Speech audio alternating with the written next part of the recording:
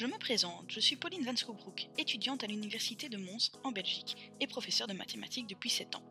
Dans le cadre de mon stage, je vais vous présenter un guide pédagogique consacré au théorème de Pythagore. En effet, la crise sanitaire actuelle rend difficile les apprentissages.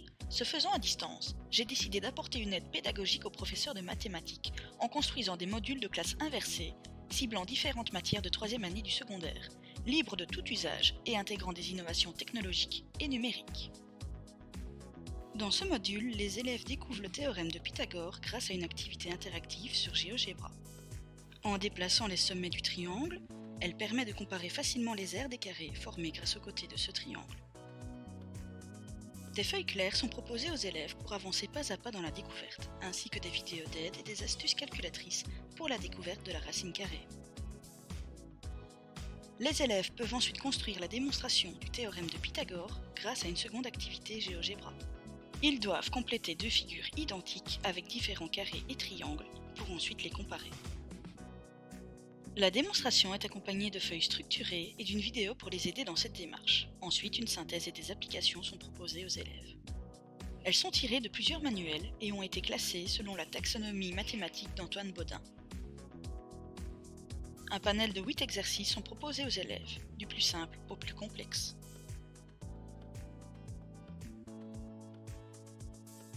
Ensuite, 8 situations problèmes contextualisent le théorème de Pythagore.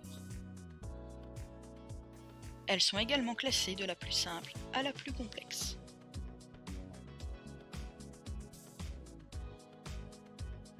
Vous trouverez à votre disposition, dans un Google Drive, les feuilles élèves vierges et corrigées, ainsi que la séquence pédagogique pour l'enseignant. Celle-ci contient les prérequis nécessaires, les compétences à développer, les différents processus ciblés par la Fédération Wallonie-Bruxelles, à savoir les compétences connaître, appliquer, transférer et les stratégies transversales. Mais également les compétences numériques visées, la plus-value du numérique, le matériel nécessaire et une bibliographie des ressources utilisées.